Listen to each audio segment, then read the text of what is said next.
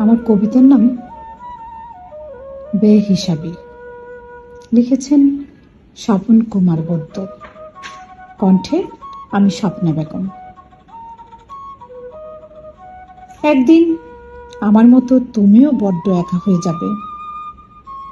এই একাকিত্বের যন্ত্রণায় খা খা করবে বুক।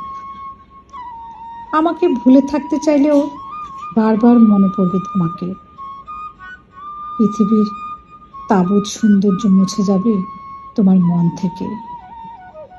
নির্জনে কোথাও বসে কাঁদতে ইচ্ছে করবে, পিটুনি খাওয়া একটা খোকার মতো। কারণ নতুন প্রেমের প্রস্তাবে কেউ মন সায় দেবে না কোনো মতেই। একদিন তুমিও আমার মতোই বেহিসাবি হয়ে যাবে। লাগামহীন কথা বলবে যার তার সাথে। তোমার পাশ কাটিয়ে কেউ চলে যেতে চাইলে সেটা আমি ভেবে অমনি আমার নাম ধরে ডেকে উঠবে। আর যখন সে তোমার দিকে তাকিয়ে জানতে চাইবে কিছু বলেছেন আমাকে, ভীষণ লজ্জা পাবে তখন। পার্কে তোমার পাশে আমার মতোই কেউ একজন এসে বসলে তার সাথে তোমার শুধুই বকবক করতে ইচ্ছে করবে।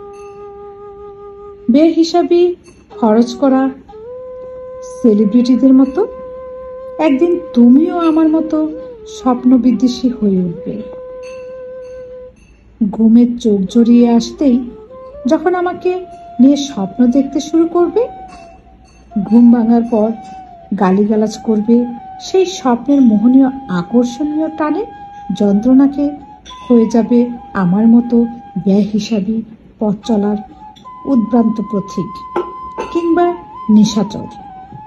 অন্ধকার খেকু এক সহায় সম্বলহীন শোকাহত বিমর্ষ প্রেমিকা।